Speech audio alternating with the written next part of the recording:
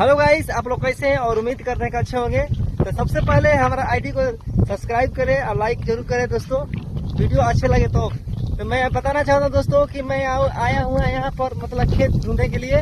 और मतलब कि बहुत खुशी की बात है दोस्तों कि ये मतलब कि जो गेहूँ रोपे थे वो पूरा पक चुका है दोस्तों, और मेहनत का फल जो है वो आएगा। अब मतलब कि कटा रहा है गेहूँ और आप लोग को दिखाएंगे दोस्तों कि देखिए ये पूरा बधार पूरा आप लोग देख सकते हैं कितना दूर में है बधार। और हम लोग का थोड़ा ज्यादा दूर नहीं पड़ता है, लेकिन देखिए ये जितना तक नजारा जा रहा है दोस्तों उतना तक मेरा गांव का बधार है। और ज्यादा दिन नहीं, 15 दिन लगता है कटने में, क्योंकि हार्वेस्टर अभी नहीं आई है और हम लोग हाथे से काटते हैं दोस्तों। तो आइएगा, इस वीडियो के बाद आप लोग को दिखाएंगे कि कैसे हाथे से काटा जाता है गेहूं। और इस वीडियो को शेयर कीजिएगा, लाइक कमेंट जरूर कीजिएगा, भाई का सपोर्ट कीजिएगा दोस्तों। धन्यवाद।